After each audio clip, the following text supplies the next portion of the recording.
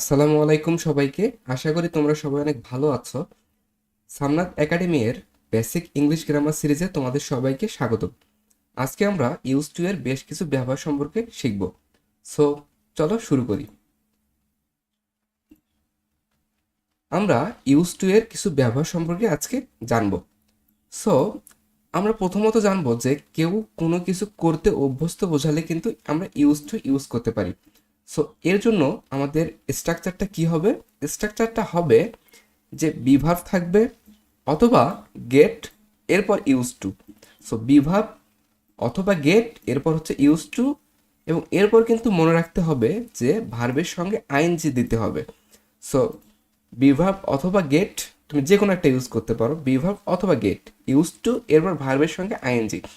আমরা যদি একটা এক্সাম্পল দেখি যে আই অ্যাম, এই দেখো তোমাকে বললাম যে বি ভার্ব অথবা তুমি গেট ইউজ করতে পারো। সো এখানে তুমি I am use to walking long distance এটাও দিতে পারো, অথবা তুমি কিন্তু অ্যাম না দিয়ে I get use to walking long distance, so যে কোনো একটা দিতে পারো।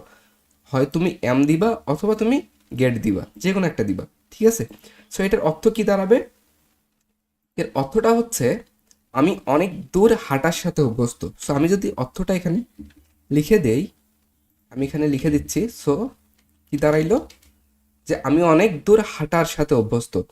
সো এর জন্য তুমি কিন্তু গেট ইউজ টু অথবা অ্যাম অথবা তোমার হচ্ছে যে সাবজেক্টের সঙ্গে যে ভার্ব হবে সেটা তুমি ইউজ করবা, বি ভার্ব অথবা গেট, এরপর ভার্বের সঙ্গে আইএনজি দিতে হবে। সো ওয়াকিং, ঠিক আছে?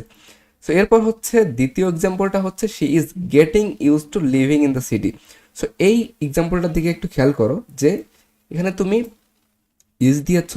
সো শি ইজ, তারপর হচ্ছে getting use to living in the city. So এখানে লিভিংটা হচ্ছে ভার্ব, সো ভার্বের সঙ্গে আইএনজি যুক্ত হয়েছে।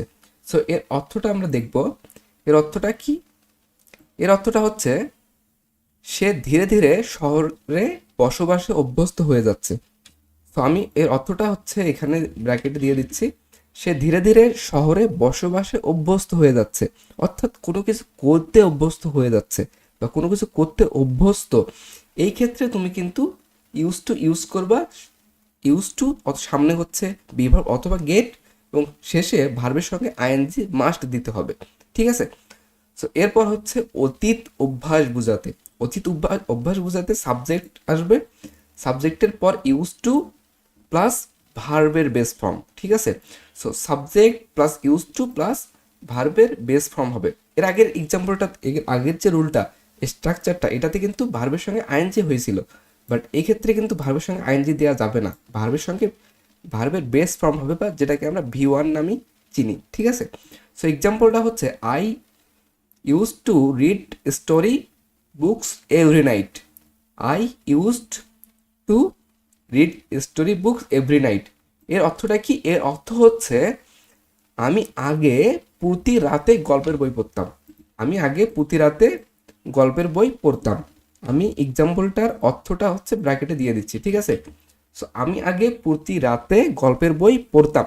এক্ষেত্রে ইউজ টু এরপর এরপর হচ্ছে রিড রিড, এটা হচ্ছে ভার্বের বেস ফর্ম হয়েছে, ঠিক আছে? সো ভার্বের বেস ফর্ম হয়েছে, সো আমি এখানে দিয়ে দিলাম, ঠিক আছে? এরপর হচ্ছে নেক্সট যে এক্সাম্পলটা, সেটা হচ্ছে he used to play football when he was young. He used two, দেখো সাবজেক্ট, এরপর হচ্ছে ইউজ টু বসছে, এরপর হচ্ছে ভার্বের বেস ফর্ম প্লে হয়েছে, ঠিক আছে? ভার্বের বেস ফর্ম এটা হচ্ছে প্লে। তাহলে এটা একটু আমি হাইলাইট করে দিচ্ছি, যেহেতু এখানে ভার্বের বেস ফর্ম হয়েছে এবং সামনে ইউজ টু আছে। ওকে, ইউজ টু, তারপর হচ্ছে ভার্বের বেস ফর্ম। এর অর্থটা কি? এর অর্থটা হচ্ছে সে ছোটবেলায় ফুটবল খেলতো। সে ছোটবেলায় কি করতো? ফুটবল খেলতো। তো এই ক্ষেত্রে তুমি হচ্ছে যে সেন্টেন্সটা বলবা সেটা হচ্ছে he used to play football when he was young. সে ছোটবেলায় ফুটবল খেলতো। এই ক্ষেত্রে কিন্তু ভার্বের সঙ্গে আইএনজি দেওয়া যাবে না, ঠিক আছে? সো এরপর হচ্ছে অভ্যস্ত বোঝাতে। অভ্যস্ত বোঝাতে কি হবে? সাবজেক্ট, এরপর হচ্ছে বিভাব অথবা গেট অথবা বিকাম, তুমি যে কোনোটা ইউজ করতে পারো, ঠিক আছে? এরপর হচ্ছে ইউজ টু এবং হচ্ছে জিরান্ট, অর্থাৎ ভার্বের সঙ্গে আইএনজি যুক্ত হবে। ওকে, এক্সাম্পলটা দেখলে তুমি আরও ভালোভাবে বুঝতে পারবা যে দেখো সাবজেক্ট বসছে আই, এরপর হচ্ছে বি ভার্ব নিয়েছি আমরা এম, এরপর হচ্ছে ইউজ টু, ঠিক আছে, এরপর হচ্ছে এই যে ইউজ টু দেখতে পাচ্ছ, ইউজ টু আমরা দিয়ে দিয়েছি, ঠিক আছে। এরপর হচ্ছে জিরান্ড, ভার্বের সঙ্গে আইএনজি যুক্ত হলে এটাকে তুমি পার্টিসিপলও বলতে পারো অথবা জিরান্ড বলতে পারো, কিন্তু হচ্ছে পার্টিসিপল হইলে এটা অ্যাডজেক্টিভের কাজ করবে আর জিরান্ড হইলে এটা নাউনের কাজ করবে, ঠিক আছে। আবার তুমি আরেকটা জিনিস করতে পারো, দেখো টু এখানে হচ্ছে প্রিপজিশন, আপ প্রিপজিশন, এর মাঝখানে অবশ্যই নাউন হয়, ঠিক আছে। যেহেতু এটাকে ভার্বের সঙ্গে আইএনজি যুক্ত করে এটাকে নাউনের কাজ করতেছে, এই জন্য এটাকে আমরা জিরান বলতেছি। Okay, so I am use to walking up early, এর অর্থটা কি? এর অর্থটা হচ্ছে আমি সকালে তাড়াতাড়ি উঠতে অভ্যস্ত। সো আমি সকালে তাড়াতাড়ি উঠতে অভ্যস্ত, এর অর্থটা আমি দিয়ে দিলাম ব্র্যাকেটে। ওকে, সো এরপরে এক্সাম্পলটার অর্থটা তোমার দেওয়াই আছে, সো এটাকে আমাকে আর আলাদা করে দিতে হবে না। So they have become use to working online.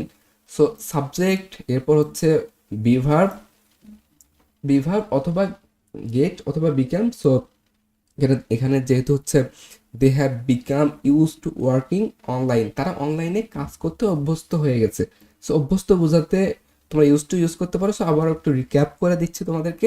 দেখো, কেউ কোনো কিছু করতে অভ্যস্ত বোঝাতে গেট অথবা বিভার্ব, এরপর হচ্ছে ভার্বের সঙ্গে আইএনজি যুক্ত হবে ইউজ টু এর পর। ওকে, অতীতে অভ্যস্ত, এখানে কিন্তু তোমার হচ্ছে বেশ কিছু বইয়ে বা বেশ কিছু টিচাররা কিন্তু তোমার হচ্ছে যখন এক্সাম্পলগুলো দেয় যে অতীত অভ্যাস বোঝাতে, সেখানে দেখবা যে স্মোকিং এর কথাটা নিয়ে আসে এক্সাম্পলের ক্ষেত্রে। সো এক্সাম্পলে দেখবা যে বেশিরভাগ এই ইউজ টু বোঝাতে স্মোকিং এর, যে আমি স্মোকিং এ অভ্যস্ত ছিলাম, এরকম এক্সাম্পল দেয়। বাট আমার কাছে এটা মনে হচ্ছে একটা রুচি সম্মত না। সো আমি এই এক্সাম্পলগুলোকে একটু সুন্দরভাবে দেওয়ার চেষ্টা করেছি। সো এই তো, এই ক্ষেত্রে সো অতীত অভ্যাস বোঝাতে ইউজ টু এর পরে হচ্ছে ভার্বের সঙ্গে আইএনজি যুক্ত হবে না, ভার্বের বেস ফর্ম হবে। এরপর হচ্ছে লাস্টটা হচ্ছে বিভার্ব অথবা গেট বা বিকাম, এরপর হচ্ছে ইউজ টু এবং এরপরে হচ্ছে জিরান্ড অর্থাৎ ভার্বের সঙ্গে আইএনজি।